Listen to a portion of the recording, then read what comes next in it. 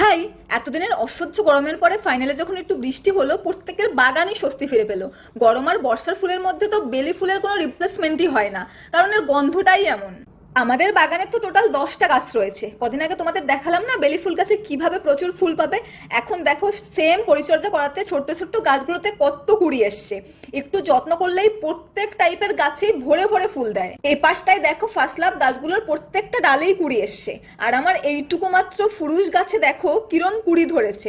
ভীষণ এক্সাইটেড আমি এই গাছে কবে ফুল পাবো, কারণ এর ফুলগুলো দেখতে অসম্ভব সুন্দর হয়। আর আমাদের এই লেবু গাছটা যেটা কদিন আগে ডাইব্যাকে মারা যাচ্ছিল তোমাদের দেখিয়েছিলাম, সেই গাছে এখন দেখো নতুন সবুজ সবুজ পাতা বেরিয়েছে, কি সুন্দর কুড়িও ধরেছে।